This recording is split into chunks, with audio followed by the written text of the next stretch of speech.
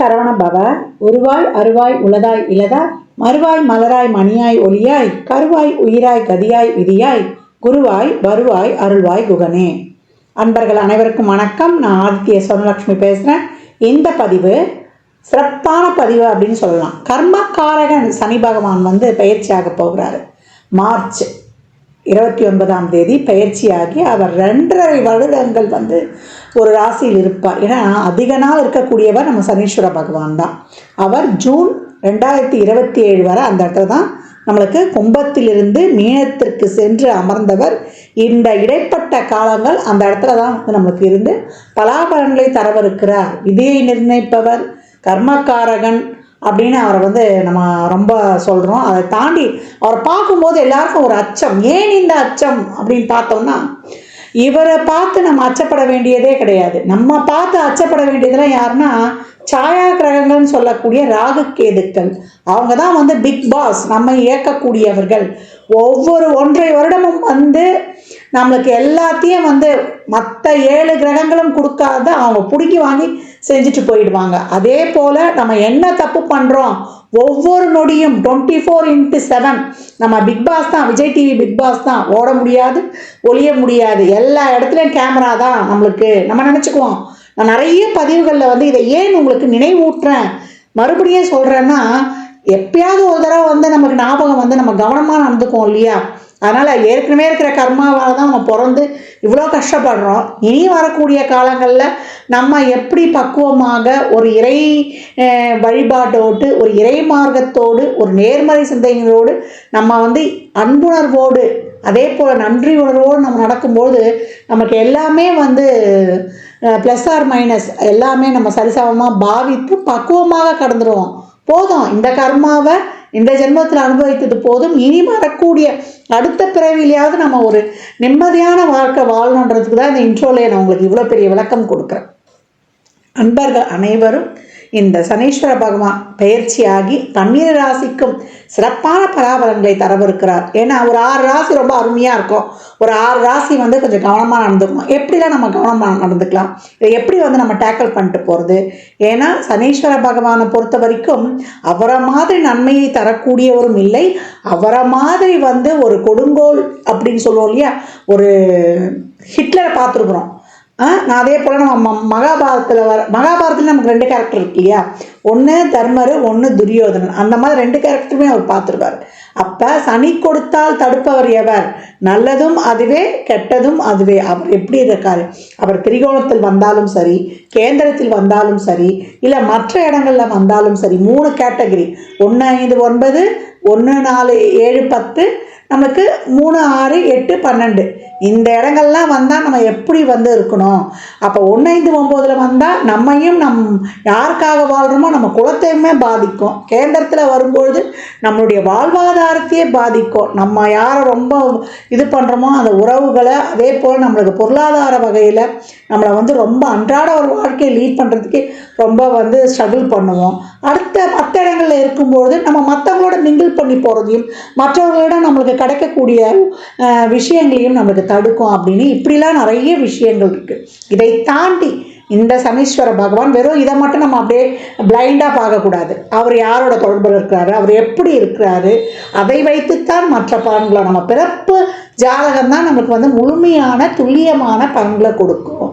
அப்போ இப்போ பிளேஸ் ஆகக்கூடிய கும்பத்திலிருந்து அவருடைய மூல திரிகோணம் பலம் பெற்ற வீட்டிலிருந்து கால சக்கரத்தின் 11லேருந்து 12க்கு போகக்கூடிய சனி உலகளாவிய அளவில் மிகப்பெரிய மாற்றங்களை ஏற்படுத்துவார்.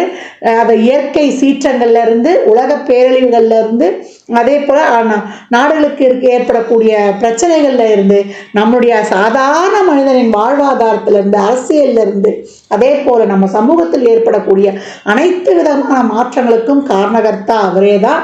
அதை பற்றி நம்ம பதிவுகளில் தெளிவாக காணலாம். பதிவை முழுமையாக கேளுங்க. இதில் சொல்லியிருக்கின்ற இறை வழிபாடு, அதே போல் எளிமையான ஒரு ஆன்மீக பரிகாரங்களை எல்லாம், வழிபாடு தான் பரிகாரம் சொல்வதை விட, பின்பற்றி உங்கள் வாழ்வை வளமாக்கி கொள்ளலாம். கடகராசி கடக லக்னத்திற்கான பலன்களை காணவிருக்கிறோம். இந்த சனிப்பெயர்ச்சி அவங்களுக்கு எப்படிப்பட்ட சிறப்பான பலன்களை அளிக்கவிருக்கு அப்படின்னு பார்க்கவிருக்கிறோம். கடகராசிக்கு இந்த காலகட்டம் மிகப்பெரிய ஒரு இனிமையான காலம் அப்படின்னு சொல்லலாம். கடகம் கனிவான காலத்தை நோக்கி நான் ஏற்கனவே சொல்லியிருக்கிறேன்.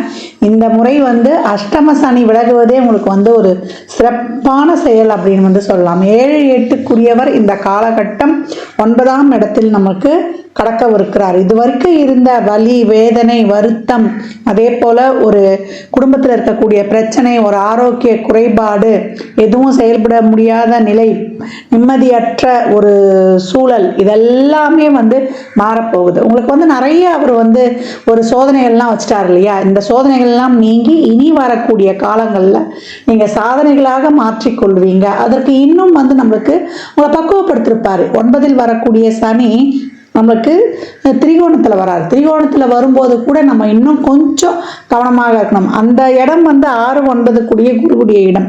பாக்கியத்தில் வராரு. அவர் 11 3 6 என்ற இடங்களை பார்க்குறாரு. காலச்சக்கரத்தின் சுகஸ்தானம் உங்களுடையது அப்படின்னு சொல்லலாம். இந்த காலகட்டம் உங்களுக்கு பாக்கியங்கள் நிச்சயமாக கிடைக்கப்பெறும். இது வரைக்கும் இருந்த இப்போ முயற்சியே பண்ணாமல் ஒரு இடத்துல முடிஞ்சிருந்தோம், எப்படியும் போகிறதுக்கு ஒரு வழி தெரியல அப்படின்றவங்களுக்கெல்லாம் இந்த காலகட்டம் உங்கள் பிரச்சனை தீரவும் உங்களுக்கு வழிகாட்டவும் கண்டிப்பாக இறைவன் இறங்கி வந்தார்னு சொல்லுவோம் இல்லையா? யார் மூலியமாவது ஒரு உதவி நிச்சயம் கிடைக்கும். கர்மகாரகனே 3ஆம் இடத்தை பார்வை செய்வார். இந்த காலகட்டம் உங்களுடைய தொழில் முயற்சிகள், உங்களுடைய வெளிநாட்டு வேலை வாய்ப்பு, அதில் இருக்கக்கூடிய அனைத்து தடைகளும், அனைத்து விதமான இதுவும் நீங்கும். நிறைய தொழில், திருமணம், வேலை வாய்ப்பு, ஒரு உறவு சார்ந்த விஷயம், உங்களுடைய உடல் ஆரோக்கியம், உங்களுடைய புகழ், பெருமை, அங்கீகாரம், எல்லாத்துலேயுமே ஒரு பாதிப்பு. நம்மளுக்கு எதில் தான் பாதிப்புன்னே சொல்ல முடியாது. ஒரு நாள் நம்ம கடக்கும்பொழுது பிரச்சனை இல்லாமல் இருந்தாலே பெரிய விஷயம் அப்படின்னு கடந்து வந்த காலங்கள்லாம் இனி மாறப்போகுது அப்படின்னு சொல்லலாம். உங்களுக்கு ரொம்ப சிறப்பான காலங்கள். பாக்கியத்தில் வரக்கூடிய சனி உங்களுக்கு பாக்கியத்தை அளிக்க இருக்கிறார். அங்கேயே அவர் குருடைய சாரத்தில், சனியுடைய சாரத்தில், உங்களுக்கு புதனுடைய சாரத்திலையுமே பயணிப்பார் அப்படின்னு சொல்லலாம். நீண்ட தூர பயணம், வேற தொழிலுக்காக ஒரு அலைச்சல் திருச்சல், இந்த காலகட்டம் கூடுதல் முயற்சி மட்டும் உங்களுக்கு தேவை. அதை மட்டும் நீங்கள் செஞ்சிட்டிங்கன்னா, அதே போல் ஒரு உறவுகள் கிட்ட, ஒரு நல்ல ஒரு அக்கம் பக்கம் இருக்கிறவங்க கிட்ட, உடன் பணிபுரிபவர்கிட்ட, இல்லை நீங்களே ஒரு வேலை வச்சு ஆள் செய்கிறோம் அப்படின்னாலும் உங்களுக்கு இந்த காலகட்டம் எல்லா இடங்கள்லையும் கொஞ்சம் பக்குவத்தை மட்டும் கையாண்டுடுங்க. மற்றபடி உங்களுக்கு அனைத்து வகையிலையுமே, அதாவது தடை இருந்தது இல்லையா, செயல்பட முடியாமல் அந்த தடை மட்டும் விலகிடும். இனிமே செயல்படக்கூடிய வழி கிடைச்சிரும். அந்த வழி கிடைச்சாலும் கொஞ்சம் கூடுதல் எஃபர்ட் இந்த காலகட்டம் போட வேண்டியது இருக்கும் அப்படின்னு சொல்லலாம். நோய், கடன், எதிரி, இது வரைக்கும் உங்களுக்கு நிறைய ஏன்னா 6ஆம் இடத்தை சனி பார்க்கும்பொழுது அது ஒரு சிறப்பு 10ஆம் பார்வையாக பார்க்குறாரு, அவருடைய கர்ம பார்வையார்.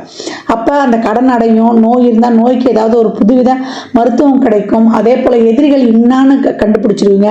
அவங்க நேர்முக மறைமுக எதிரி யாராருதான் கண்டுபிடிச்சி அவங்க எப்படி பக்குவமாக கலையணும் என்ற ஒரு இதையும் கொடுத்துருவாரு. இந்த காலகட்டம் எவ்வளோக்கு எவ்வளோ அவங்க சோதனைக்கு உள்ளாக்குனவர் அவரே 8ஆம் இடம் அவதுக்கே அவர் அதிபதி.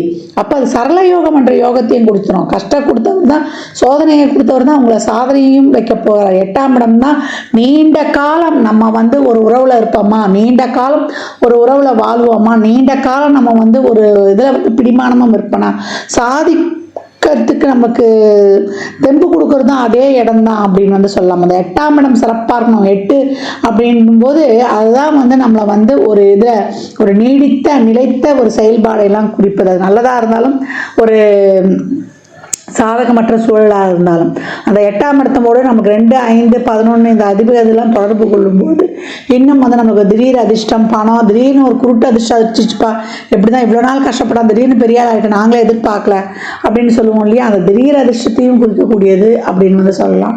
இந்த காலகட்டம் அவர் 9ஆம் இடத்துக்கு போகும்போது உங்களுக்கு நிறைய அதிர்ஷ்ட வாய்ப்புகள் எதிர்பார்க்காத நேரத்தில் உங்களுக்கு சேர்வது. இதுவரை நான் உங்களுக்கு கொடுத்த கஷ்டத்திற்கு இனிமே ஒதுங்கி நின்று உங்கள் முன்னேற்றத்திற்கான பாதையை காட்டுகிறேன் அப்படின்ற லெவலுக்கு அவர் இருந்துருவார். நான் ஏற்கனவே சொன்ன மாதிரி தான், இனிமே கலங்கி நிற்க போவதில்லை, பிரச்சனைன்னு ஓடி ஒழிந்து கொள்ள போவதில்லை.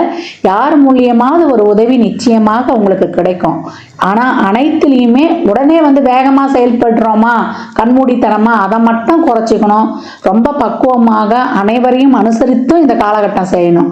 ஏன்னா அடுத்து வரக்கூடிய பயிற்சிகளையும் உங்களுக்கு ஒரு கவனம் நிதானம் நிதானம், பொறுமை எப்பவுமே உங்களுக்கு இருக்கணும். ஏன்னா கடகத்தை பொறுத்த வரைக்கும் வேவரிங் மைண்டு, ஆஷுலேஷன் மைண்டு, ஒரு நிதானமற்ற தன்மை இருக்கும் அப்படின்னு சொல்லலாம். உணர்வுபூர்வமானவர்கள், அறிவு, உணர்வுபூர்வம், மனசு ரெண்டுத்தையும் ஒரே பாதையில் எடுத்துட்டு போகணும். மனசுக்கு ரொம்ப முக்கியத்துவம் கொடுத்துட்டோம், உணர்வுகளுக்கு நம்ம ரொம்ப முக்கியம் கொடுத்துட்டோம், எமோஷனல் ஆகிட்டோம் அப்படின்ட்டோன்னா இங்கே அறிவு மட்டுப்பட்டுடும். ரெண்டும் ஒரே ட்ராக்ல போகும்போது தான் நம்மளுக்கு வெற்றி நிச்சயம். எப்பவுமே ஒரு டிப்ரெஷன்லேயோ நம்ம ஒரு என்ன சொல்கிறது, ஒரு விரக்தி மனப்பான்மையிலையோ இருக்கும்பொழுது நம்மளுக்கு கான்சன்ட்ரேஷன் இருக்காது, ஒரு செயல்பாடை சிறப்பாக செய்ய முடியாது. அதனால் எப்பயும் ஒரு ஊக்கமாக இருக்கணும் அப்படின்றத மட்டும் ஞாபகம் வைத்துக் கொள்ளுங்க. இந்த காலகட்டம் கடகத்திற்கு தடைகள் நீங்கி உங்களுக்கு எப்படி நம்மளுக்கு ஒரு நேரம் சரியில்லாத போது பிரச்சனைகள்லாம் நம்மளை ஒரு கருமேகங்கள் சூழ்ற மாதிரி சூழ்ந்து கொள்ளுதோ, இல்லை ஒரு பனி மூட்டை மாதிரி காணப்படுதோ, இப்போ நேரம் நல்லா இருக்கும்போது நம்மளுக்கு எல்லாம் சூரியனை கண்ட பனி போல எல்லாமே உங்களுக்கு படிப்படியாக விழும். நல்லா ஒரு புத்துணர்ச்சியோட, நல்லா எந்துவோட, இனிமே முன்ன விட இப்போ நல்ல ஒரு 3 மடங்கு எஃபர்ட்டோட நீங்கள் உழைக்கக்கூடிய காலகட்டம். சனி விலகிறாருன்னா இன்னும் ஊக்கமாக உழைங்க. உழைக்கும் பொழுது அந்த பாக்கியத்தில் அவர் கொடுக்க போறார். அந்த பாக்கியம் கொடுக்கணும்னா என்ன, சனிக்கு தேவை உழைப்பு. எவ்வளோக்கு எவ்வளோ நீங்கள் உழைப்ப போடுறீங்களோ அவ்வளோக்கு அவ்வளோ உங்களுக்கு ரொம்ப சிறப்பாக இருக்கும்னு சொல்லலாம். இனிமே இருந்த அந்த பயம் போயிடும், அச்சம் போயிடும், துணிச்சலாக, தைரியமாக, தைரிய வீரிய தெளிவோடு நீங்கள் இந்த காலகட்டம் களமிறங்கக்கூடிய சூழல் ரொம்ப சிறப்பாக செயல்பட்டு உங்கள் வாழ்க்கையில் அனைத்து விதமான பிரச்சனைகளையும் தீர்த்து நல்லா ஒரு கனிவான காலம்னு சொல்லிட்டோம். அப்போ கனிவோடு மன நிறைவையும் சேர்த்து சுகங்களை பெறுவதற்கு இது நல்ல ஒரு வாய்ப்பு அப்படின்னு சொல்லலாம். உங்களுடைய அனைத்து பிரச்சனைகளும் தீர்ந்துடும், அதற்கு ஒரு வழி கிடைச்சிடும்னா இதுக்கு மேலே நம்மளுக்கு என்ன வேணும் சொல்லுங்கள். அதனால் இறை வழிபாட்டோடு எப்போவுமே சிவ வழிபாடு வைத்துக் கொள்ளுங்க. சனிக்கிழமை தோறும் சிவ வழிபாடு செய்யும் பொழுது, இல்லை கோளறு பதிகம் கேட்டுட்டு உங்கள் வேலைகளை மேற்கொள்ளும் பொழுது கடகம் ரொம்ப அருமையான காலகட்டம். இந்த சனி பெயர்ச்சி உங்களுக்கு பாக்கியத்தை தருவதற்காக பாக்கிய சனியாக வந்திருக்கிறார். அப்போ சனி கொடுத்தால் தடுப்பவர் எவர்? அவர் தான் உங்களுக்கு கஷ்டத்தை கொடுத்தவர். அவரே இப்போ உங்களுக்கு பாக்கியத்தை கொடுக்கறதுக்கும் கட்டுப்பட்டவர் அப்படின்னு சொல்லலாம். இந்த பலன்கள்லாம் கோள்களின் கோச்சார நகர் வைத்து சொல்லப்பட்டிருக்கு.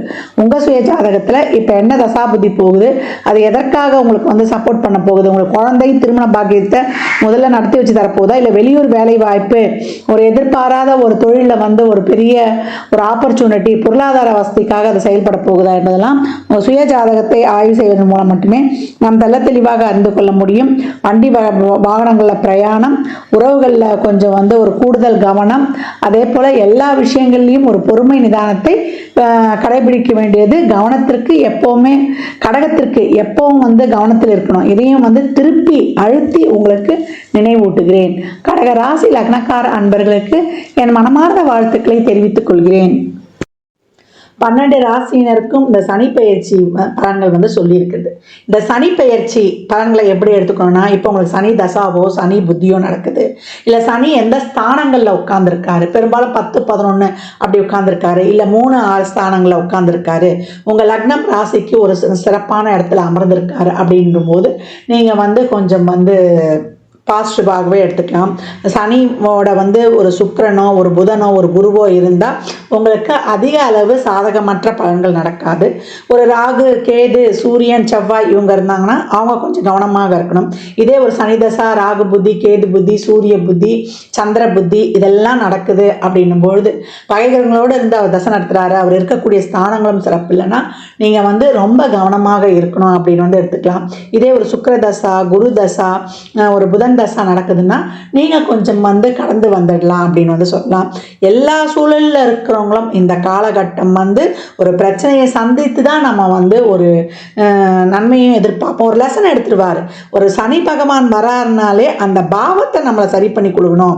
அப்போ நீங்கள் எதுலேயும் உங்களுக்கு பிரச்சனை இருக்கா, உங்கள் உடல் ஆரோக்கியத்தில் பிரச்சனை இருக்கா, இல்லை உங்கள் லைஃப்பில் பிரச்சனை இருக்கா, உங்கள் குடும்பத்தில் பிரச்சனை இருக்கா, உங்களுடைய உறவு முறையில் பிரச்சனை இருக்கா, நீங்கள் போகிற வழியில் உங்களுடைய சிந்தனையில் உங்கள் சிந்தனை தெளிவில்லாமல் இருக்கா, உங்கள் தொழிலில் பிரச்சனை இருக்கா, அதே போல் நீங்கள் சமூகத்துக்கக்கூடிய சமுதாயத்தில் இருக்கான்னு எல்லாத்துலேயும் இருக்கக்கூடிய பிரச்சனைகளை சுட்டி காட்டி அதை நீங்கள் இந்த காலகட்டம் அதை சரிப்படுத்தி கொள்வதற்காக தான் நம்மளுக்கு இவர் இந்த 7 சனி காலகட்டங்களில் வர்றாரு. இந்த கர்மாக்களை நம்ம அனுபவித்துடணும்.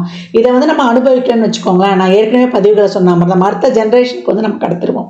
இப்போ வரக்கூடிய இந்த 7 சனியில் நம்ம ஏன் கண்டு நடுங்குறோம், நம்ம என்னென்ன தப்பு பண்ணுறோம், ஒவ்வொரு வினாடியும் ஒவ்வொரு நொடியும் மறுபடியும் இந்த ஜென்மத்தில் பண்ணுறது அடுத்த ஜென்மத்தில் 2 6 10 வந்துடும். நம்ம போன ஜென்மத்தில் செய்தது தான் இந்த காலகட்டத்தில் 4 8 12 ஸ்தானங்களில் இருந்து நம்மளுக்கு வந்து பலன்களை கொடுக்க போகுது. அதனால் ஏழரை சனி வந்துருச்சுன்னு யாரும் கவலைப்படவே வேண்டாம்.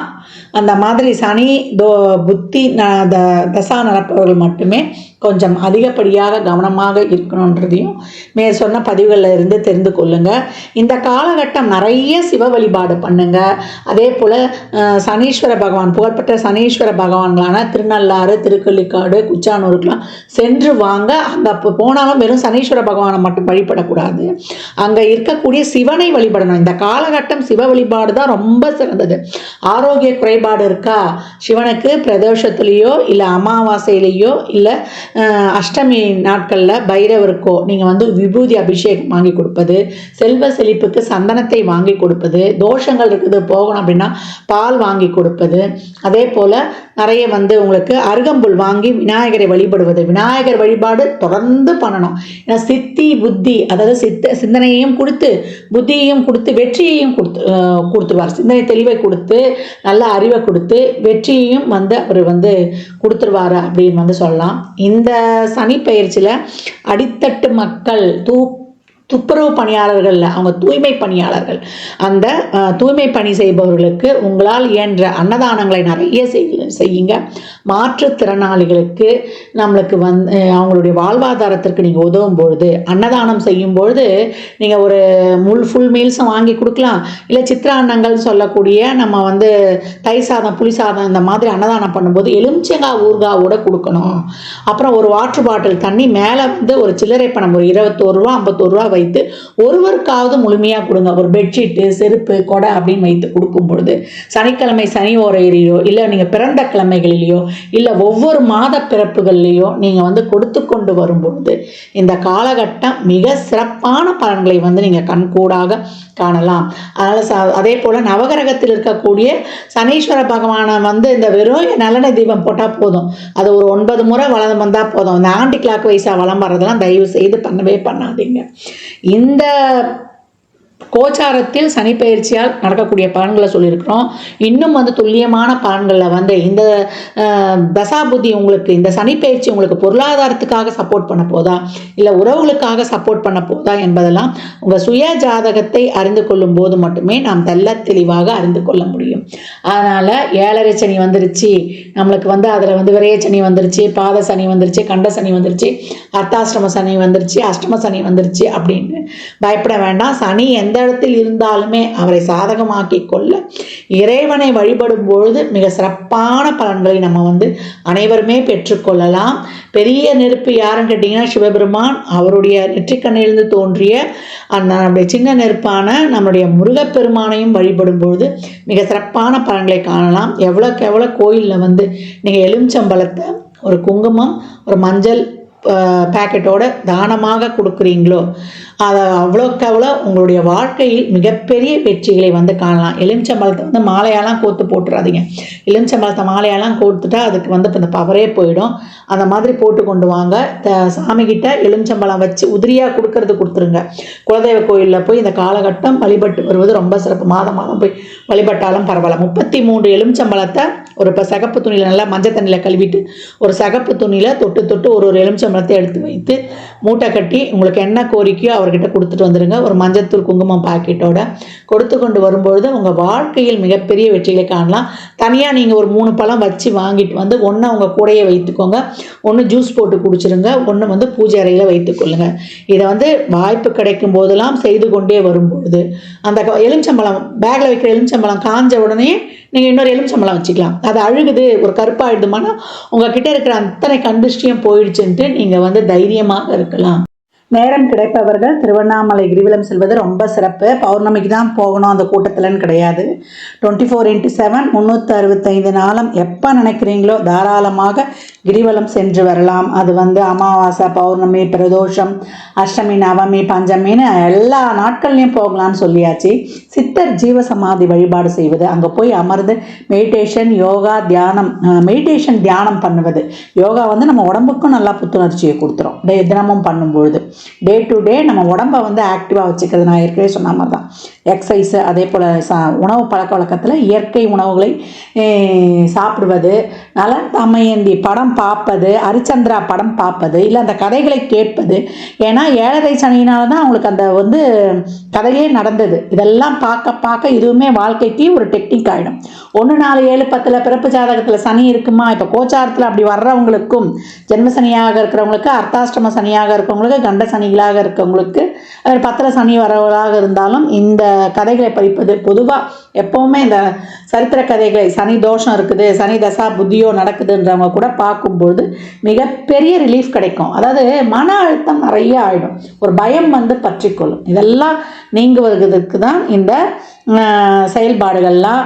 இதில் எல்லா விதமான செயல்பாடும் சொல்லியிருக்கிறேன். யார் யாரால் என்னென்ன முடியுமோ தாராளமாக பின்பற்றுங்க. வாரத்தில் ஒரு நாள் உங்கள் குழந்தை கிழமையில் எழுந்து நீங்கள் பிரம்ம முகூர்த்தத்தில் தீபம் போடுவீங்களோ, இல்லை 6 to 7 அந்த நாளில் வரக்கூடிய ஓரை, இப்போ ஞாயிற்றுக்கிழமைனா 6 to 7 சூரிய ஓரையாக வரும். அதே போல் 1 to 2 சூரிய ஓரையாக வரும்.